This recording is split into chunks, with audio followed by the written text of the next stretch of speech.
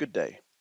Today, in this video, we'll be going over using both the standard and extended engine in Autobahn in order to process files to the best of our ability, but to fall back on a different engine when the first one fails. In this particular example, I'll be running with AutoCAD and patent documents.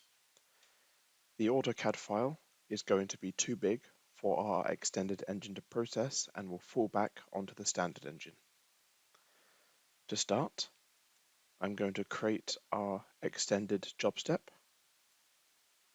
In the name, I'm going to add the text extended, so it is clear which engine has processed which file. Under schedule, I'm going to have it set to continuous to run every 10 seconds. I'm going to change the error location, as this will be used as the input location in the standard job.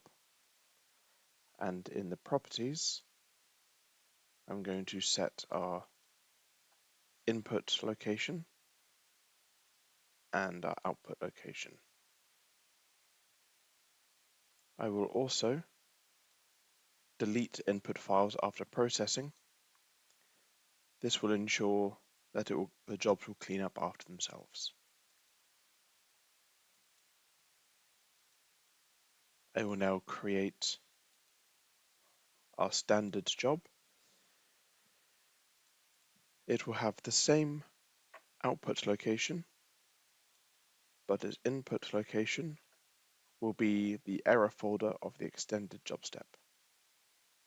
I will be doing the same thing as well for the input files, and I will also be setting this to continuous. And finally, as well, adding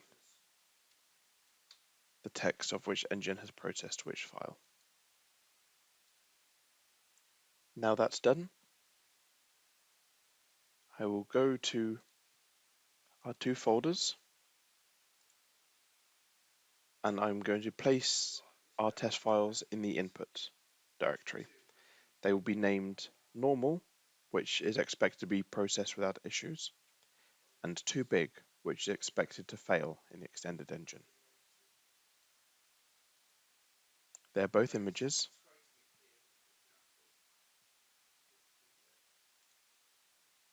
So we can see the extended engine has already picked up the two files and is attempting to process them.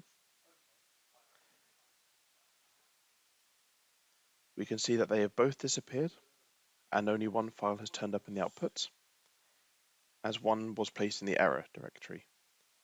The second job is now processing.